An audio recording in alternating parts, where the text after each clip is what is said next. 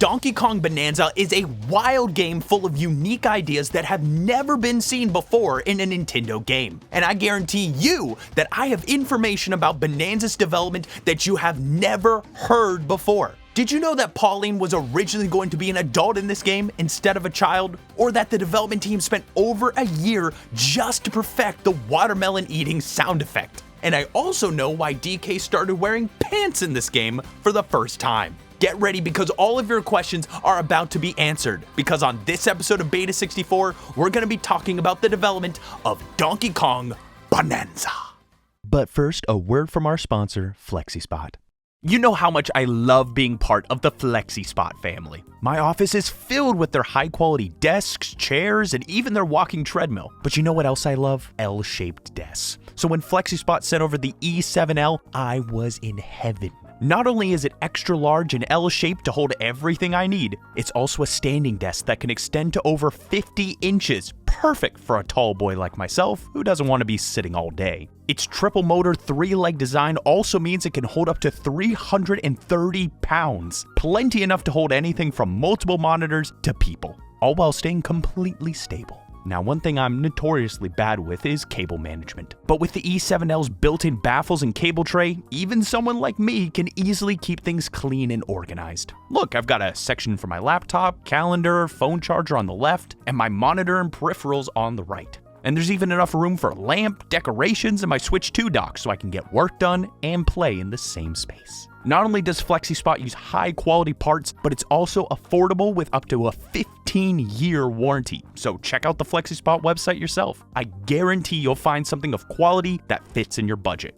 And if you use my promo code shown on screen, you'll get $50 off your own E7L standing desk. Just click the link in the description and let FlexiSpot know that your pal Beta64 sent you there. And now, back to the development of Donkey Kong Bananza. As you're probably aware, Donkey Kong Bananza was developed by the same team behind Super Mario Odyssey. They're known as Nintendo Entertainment Planning and Development Division Production Group Number 8, also known as Nintendo EPD Tokyo. Midway through developing Super Mario Odyssey, the programming team behind the game had an interesting idea that would later lead them to Bananza.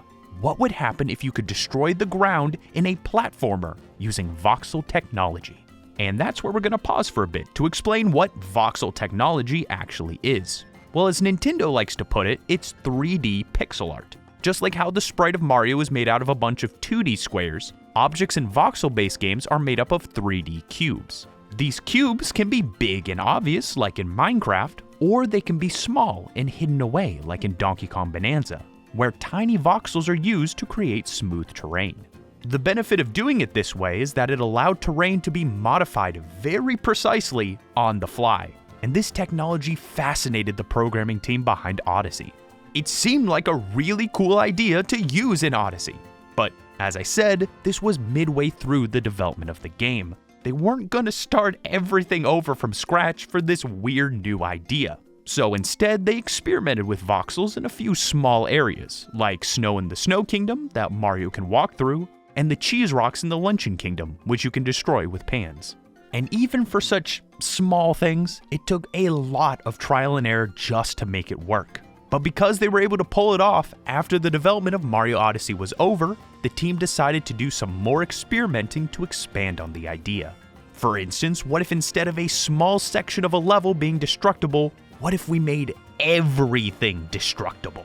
So one of the programmers took assets from Odyssey and made a strange prototype where you play as a Goomba with floating hands that they ripped straight from Knucklotech, the second boss of the Sand Kingdom. This Goomba could rip stones from the wall, throw them around, and destroy any terrain that they wanted to. It was surprisingly satisfying to play, and it convinced the team that a game based on destruction would make for a very interesting and compelling title.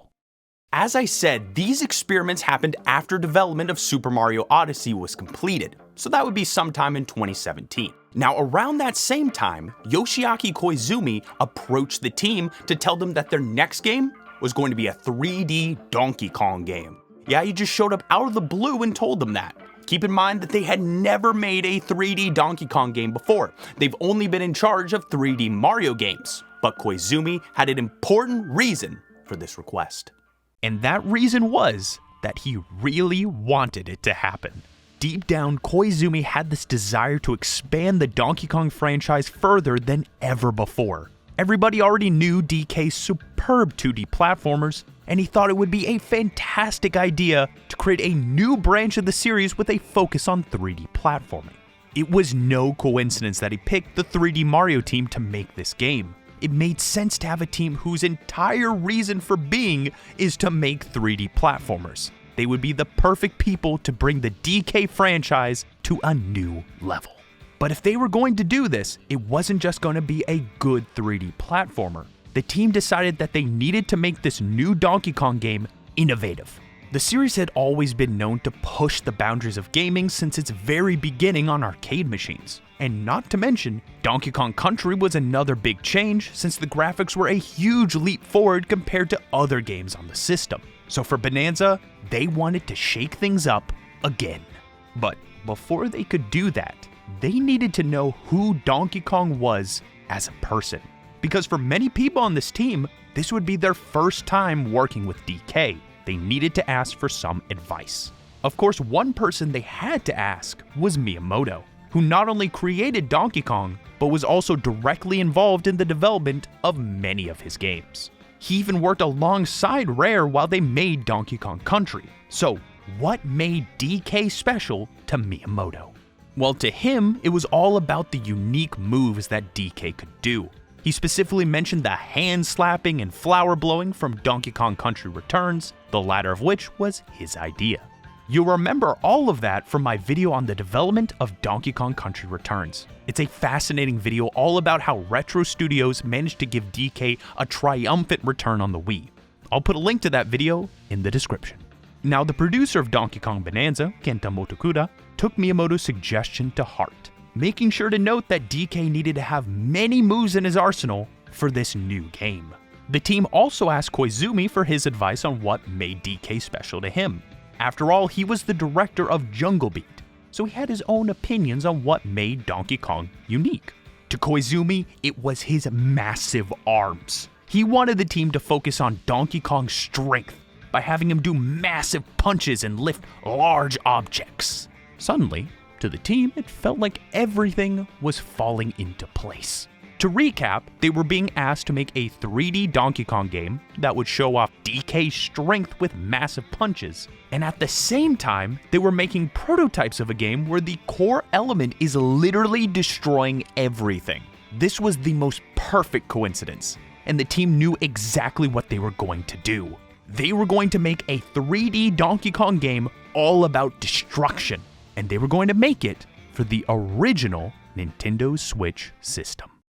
That's right, Donkey Kong Bananza started out on the original Switch 1 system. Obviously, if you look at the game now with all of its massive destructible environments, you would know that this wouldn't fit on the Switch 1 without serious compromises. But keep in mind that this was early in the game's development, and at that point the main focus wasn't on frame rate. Instead, they were simply trying to figure out how to make a game with voxels at all. And that was something the team already knew was going to be a major challenge. But no matter how hard it was going to be to make, the developers of Bananza knew they had to use voxels in order to create the destructible environment that they envisioned. Well, it was actually going to be even more than the environment. They figured if they were going to go to the trouble of using voxels, why not go all out? The team wanted nearly everything made of the stuff. The enemies needed to be made out of voxels, and even the NPCs. And that's how the Fractones came about. Bananza's destructible NPCs found throughout almost all of the game. The developers decided early on to add them in, and because they would be destructible, it just made sense to make them made entirely of rocks, and have them living in buildings that you could destroy as well. Now, of course, in real life, if you were to punch a hole in some guy's house, they'd be pretty upset and things would definitely get awkward. But Bananza was not going to be awkward. The team was adamant about that. The game's primary focus was on the fun and satisfaction of destroying voxel-based structures and people. So when writing dialogue for the NPCs, the team took careful consideration to make sure that no one would get upset at DK. They never wanted the player to feel bad for destroying something, so every character needed to spin your destruction as a positive, fun thing. It's clear the team had lots of great ideas for using voxels in interesting ways even this early in development, but it wasn't all good times around the office. There was also a major problem early on because of the team's reliance on voxels. Turns out the technology was so new for Nintendo that the development environment that they needed to make a voxel-based game wasn't even made yet. It had only started coming together when Bananza's development began, and it wasn't ready yet to be used for such a massive project. One of these very important missing tools was a voxel modeling software. See, in traditional 3D game development, instead of voxels, you were likely using polygons while making models for your game. And there's a lot of software out there that can do just that. But the Bananza team didn't have the specialized tools that they needed to make voxel-based terrain, enemies, and NPCs easily. So they had to wait for Nintendo's programmers to make the new tools, which on a side note was an absolute nightmare to produce. But it was all worth it. Once they had these programs ready to go, they were finally able to get started, building terrain made up of various materials quickly and easily, and then they were able to try it out immediately in-game. Now, of course, even with these tools, utilizing voxels in fun, unique ways was still going to be a challenge. After all, the team had never done something like this before at this scale. It was going to take a lot of trial and error, experimenting with various different gameplay mechanics. These experiments helped the team come up with a variety of interesting ideas, one of which was the idea of materials.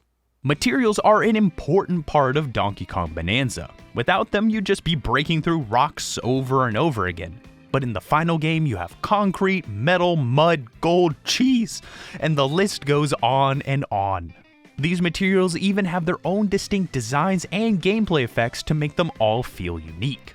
And speaking of design, the team didn't want their game world to look like it was made out of blocks like many other voxel-based games.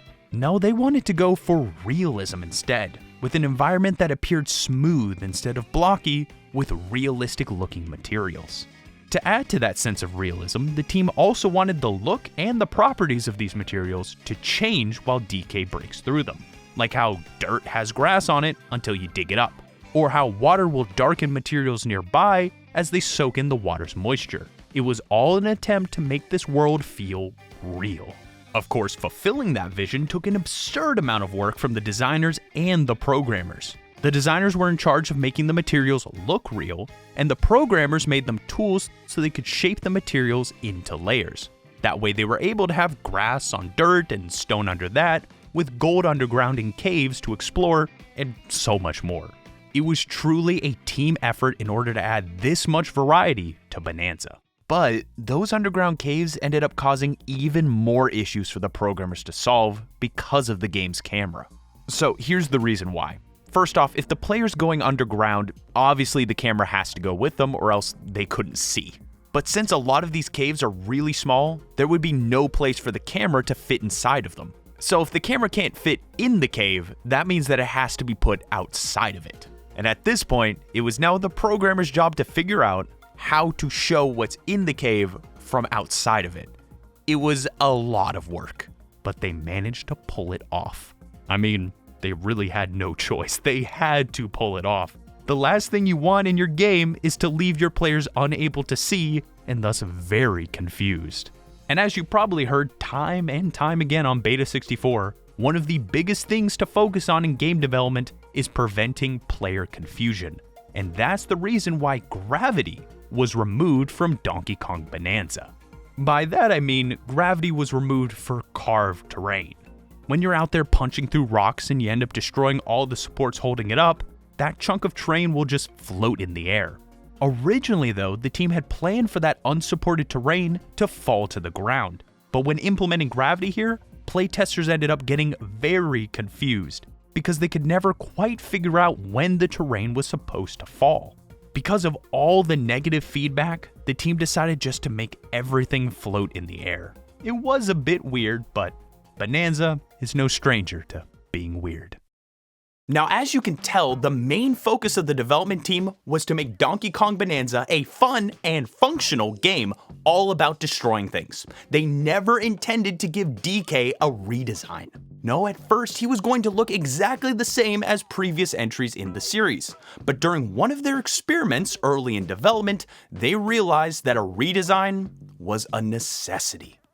While testing out potential moves for Donkey Kong in a prototype build of Bananza, the team was struck by just how massive Donkey Kong is compared to Mario.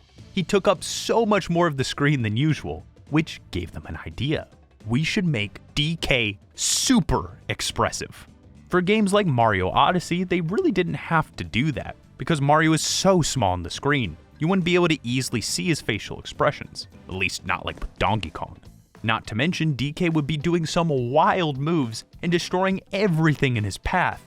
It'd be kinda weird if he just had a blank face while doing that. Bananza needed DK to show some wild emotions to match the vibes, something that his design from Donkey Kong Country didn't account for. Now that's not to say he hasn't been a lively character for the past few decades, but they wanted to take things much further.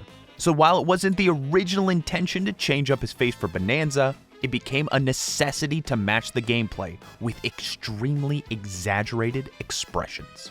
So they knew they needed to redesign DK, but how? Well, there's one thing for certain, the team wanted to be reverent of Donkey Kong's history in this redesign. They wanted to pull everything together from the very beginning in order to get to the core of what makes up DK, and use that as the basis for his new look. To start, they looked back at Miyamoto's original designs, and combined it with art from Donkey Kong Country. After that, they decided to ask the rest of the Bananza development team what they personally found important about DK, in hopes to get more inspiration. This ended up being a hot topic around the office. Everyone there had a different idea of what made DK, well, DK. And they even took it a step further, interviewing artists who drew the original arcade artwork for Donkey Kong.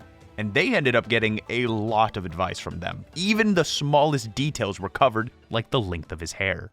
And after all of that, they worked to try to bring it all together. Everyone's individual feelings for who Donkey Kong is, they wanted one design that would capture it all. And this is what they came up with.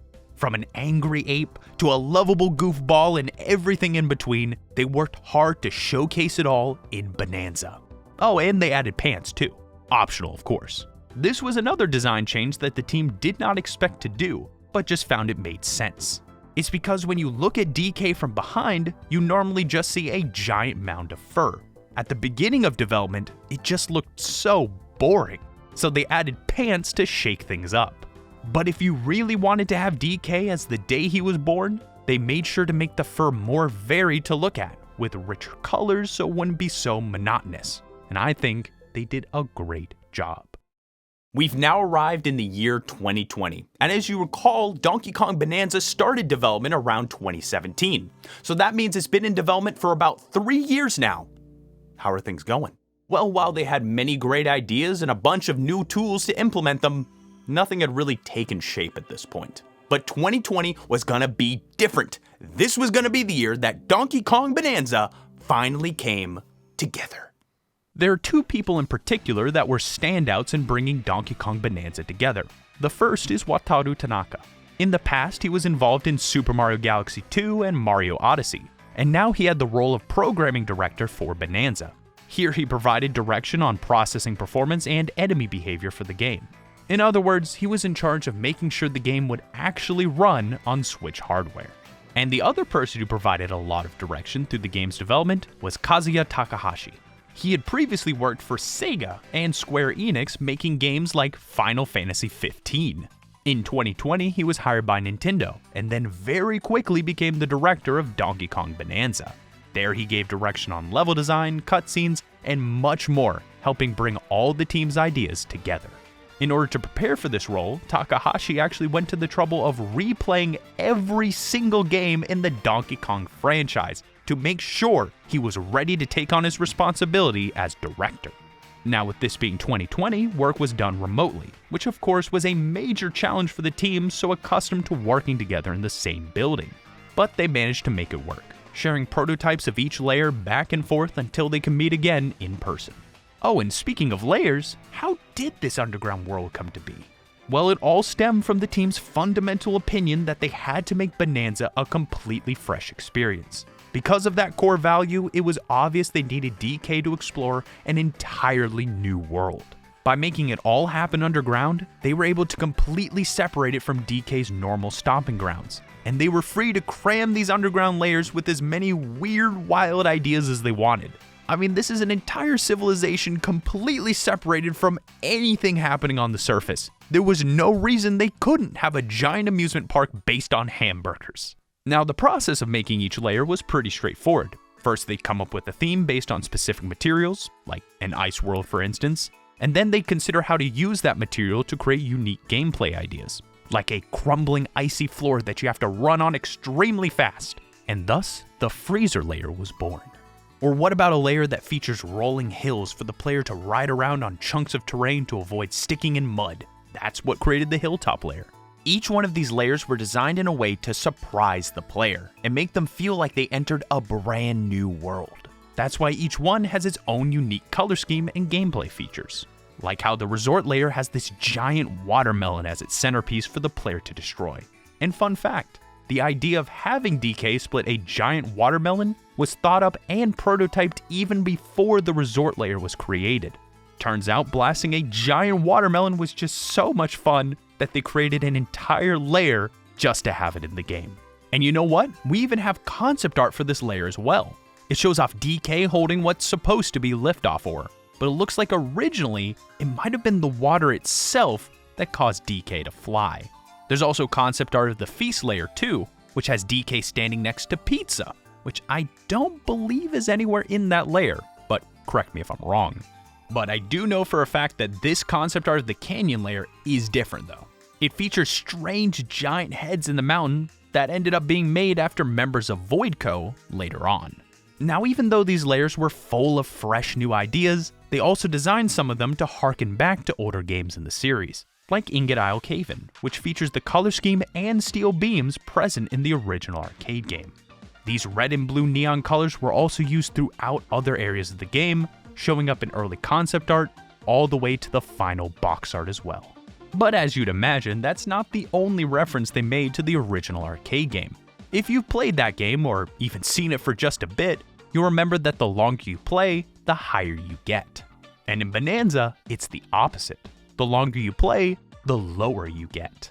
And to make the reference even more obvious, they gave each layer a specific depth, and as you progress, you can see that number increase, just like in the arcade game. Now, of course, the team was trying to stay away from making Bananza purely a reference to other games. Their goal was to make something new, and then just sprinkle some nostalgia here and there. So to keep them from getting carried away, the sentiment was that for every old thing added to Bananza, the team had to add something new to it. For instance, the barrel cannons were brought over from Donkey Kong Country, but now they would blast through walls and create giant holes.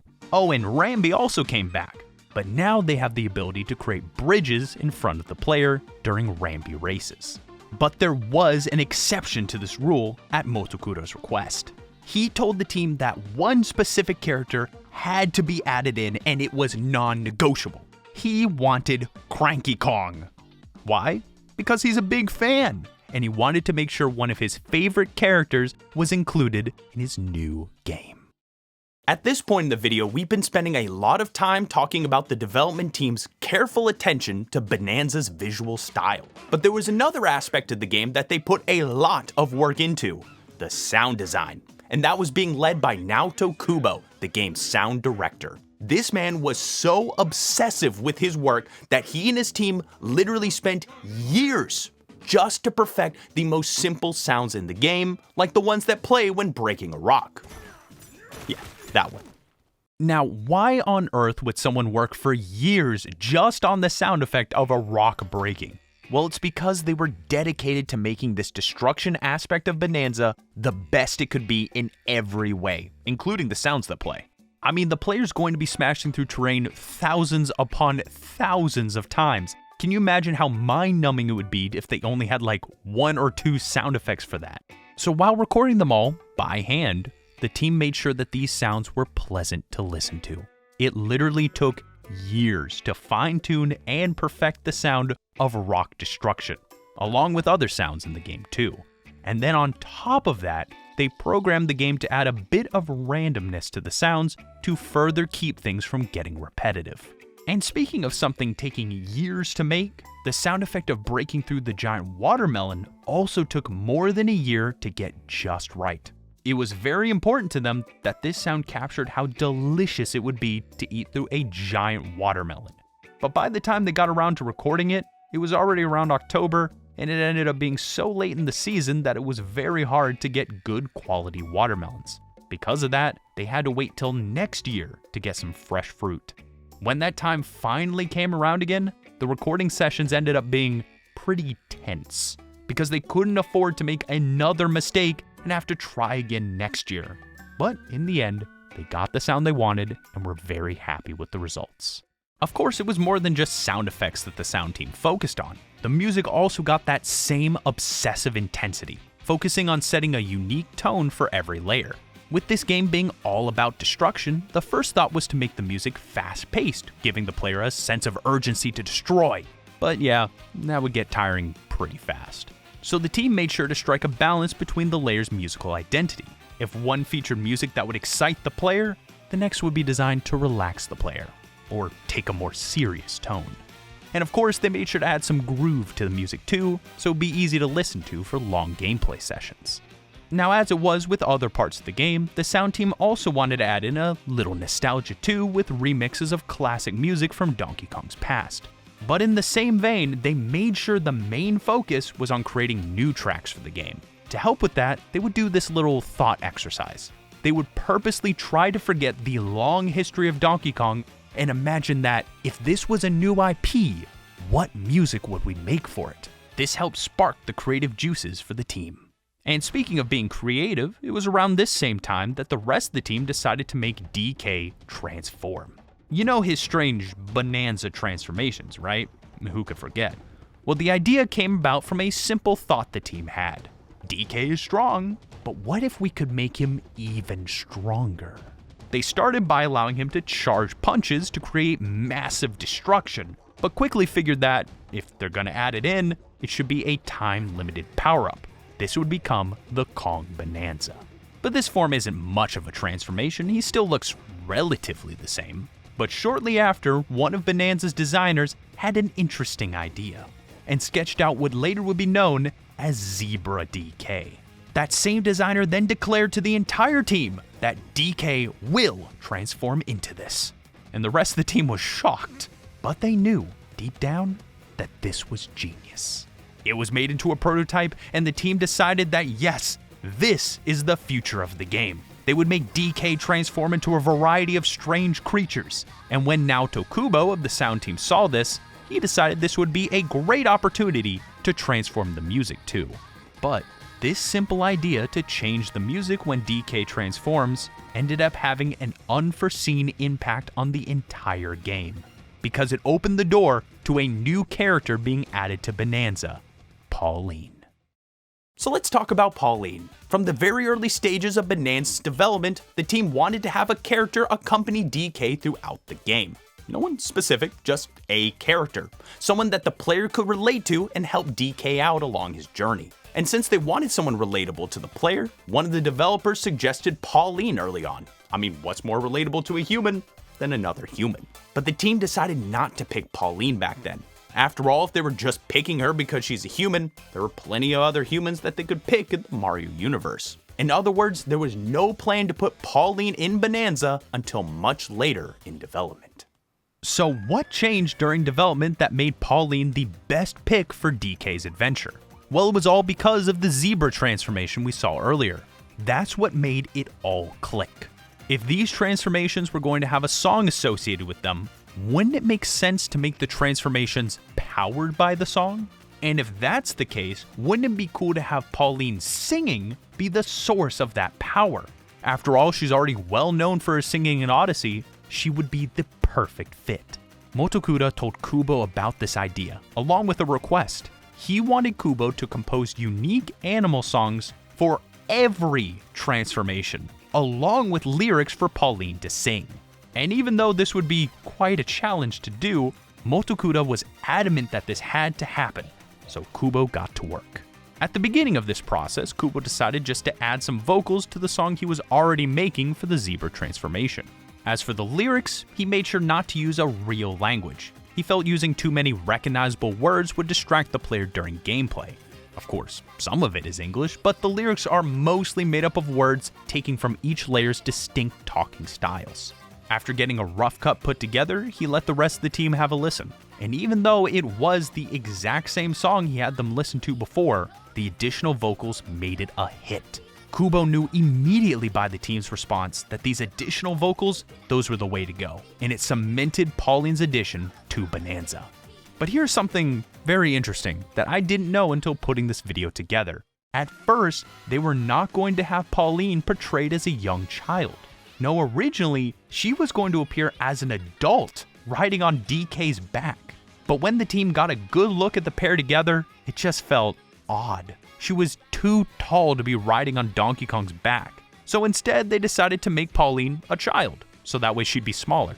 But that wasn't the only reason to make her younger. It also gave them the opportunity to improve the story. The developers were well aware that DK could only have one motivation: bananas. So having Pauline portrayed as a young girl trying to face her fears of singing and growing as a person throughout the game, it added so much more depth and allowed DK to keep his simple motivation intact. Not to mention, there was a good chance that many people playing Bananza had never played a game in the Donkey Kong series before. By having her as a child with no knowledge of who DK is, it would match the perspective of many other players who would also be meeting DK for the first time. Okay, so Pauline was in as a 13-year-old girl, but now the question is, who would the team get to sing as Pauline? They needed an incredibly talented vocalist to tackle a variety of different genres, all in a fictional language. And to find them, Nintendo hosted auditions in the United States, and eventually decided that Jenny Kidd would not only sing as Pauline, but also voice the character in English as well. Now, because she would be singing in a fictional language, it made sense to have her vocals used in every region, even if the game wasn't in English. But it would be a bit odd if the person voicing Pauline and the person singing for her sounded different. So when deciding on who would voice Pauline in other languages, they would make sure they matched Jenny's voice as closely as possible. Oh, and fun fact about Jenny, the whistling that Pauline does when showing the player where to go next, that was an ad-lib she did in the recording studio. Originally, the plan was to write a song for her to sing when showing the player where to go, but the team decided to keep in the ad-lib because it just sounded so natural. It was a tune that someone would just come up with on the fly, and that was something they wouldn't be able to replicate if they wrote it in advance. So just like Pauline's whistle keeps the player from getting confused and guides them towards the direction they need to go, Jenny's ad-lib also guided the team towards something better than they had originally planned to include. You know, that whistling feature is a very important part of Bananza. Making sure that players are always able to know where to go next is crucial to this game, since you can go practically anywhere and destroy practically anything. The odds of getting lost and not knowing where to go were very high. So that's why the team added in the whistle to help guide the player and the little stomping sonar thing so that way they could view objects buried nearby. But the development team didn't want the player to be relying on these all the time. No, they really wanted them to find bananas and fossils naturally. So that's why throughout development, they decided to focus on a concept that they like to call continuity.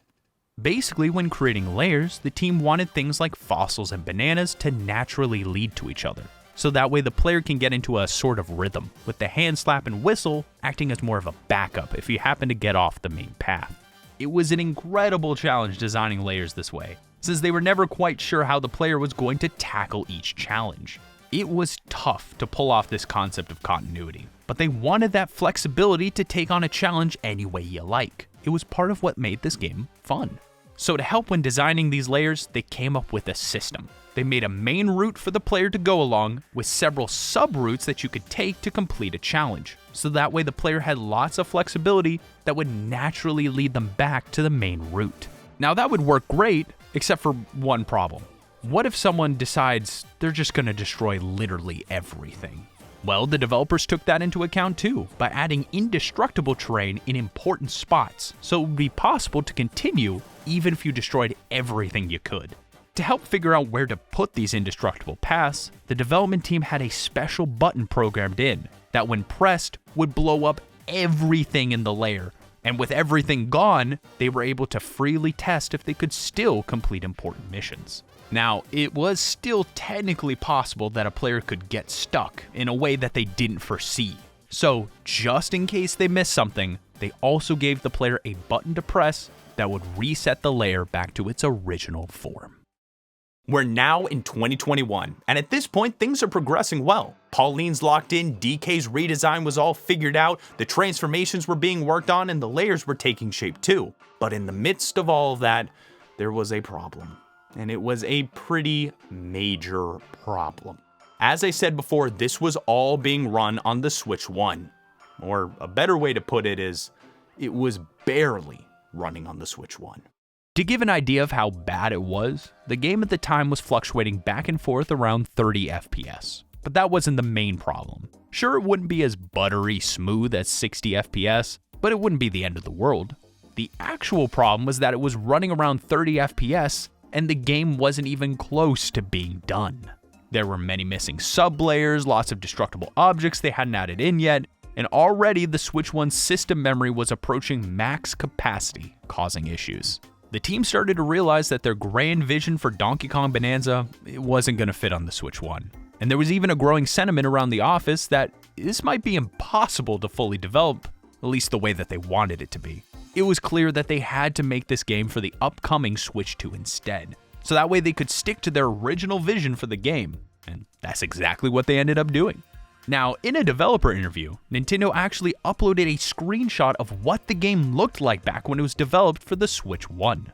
It showcases an early version of the forest layer, and if we compare it to the final Switch 2 version, we can see a number of differences. Let's start with the UI, which is at an angle in this early build. It has some different looking hearts, and even a dedicated element showing you that pressing L activates Pauline's whistle. This was removed from the final game.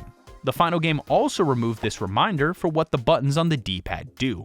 But it's a good thing that it's here in the early version, because it allows us to see that the map button was originally up on the D-pad, instead of the minus button like in the retail build. Let's see what else there is to compare. Well, the counters for the balloons and juices are missing in the Switch 1 version, and for some reason the Bonanza icons are way higher on the left side of the screen, and use highly detailed faces for each transformation, instead of the final version silhouettes. Over on the right side of the screen, the icons for gold, Bonandium chips, and each fossil were slightly altered too.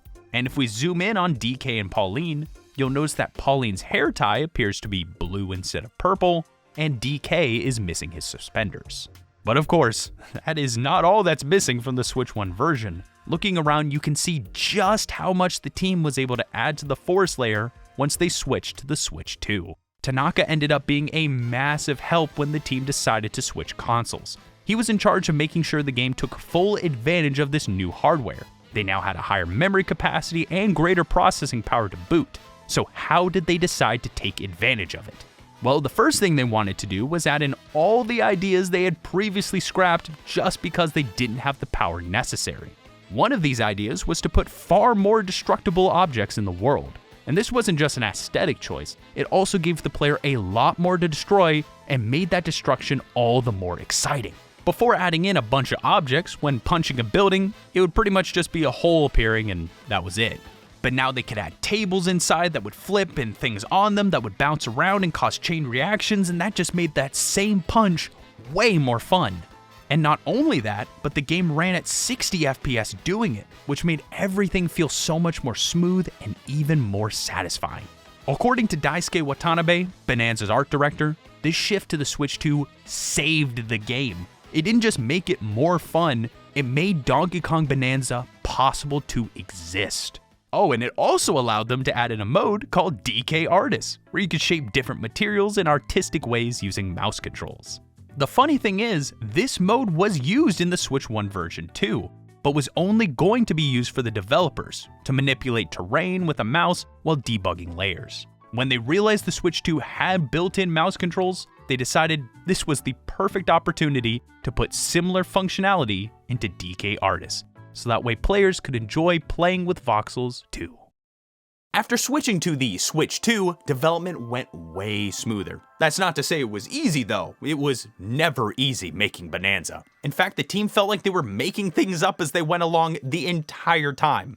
After all, they weren't basing this on a tried and true gameplay style, this was all fresh and new. They were just feeling their way through, and it was very difficult.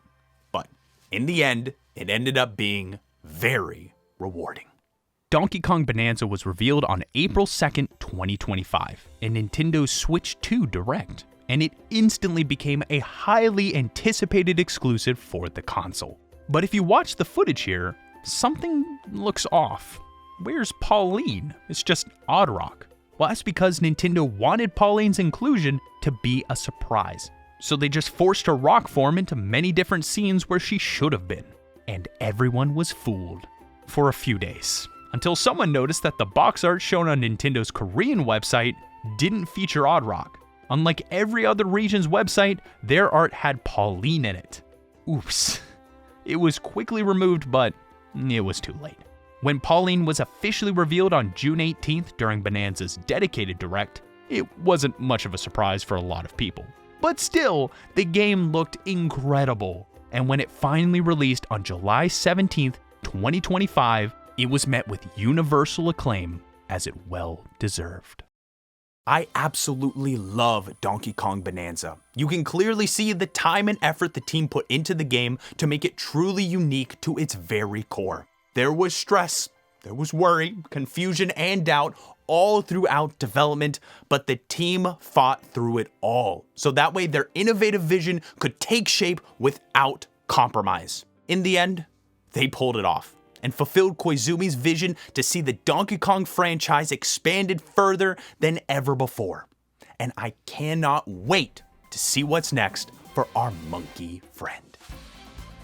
Huge thank you to the patrons supporting Beta64. You all are what keeps these videos coming. If you want to know the process of how we make an episode like this, I've got behind the scenes videos up right now on Patreon for you to watch. And on YouTube, I've got an episode all about the development of Donkey Kong Country Returns. Why not click the link on screen and give it a watch?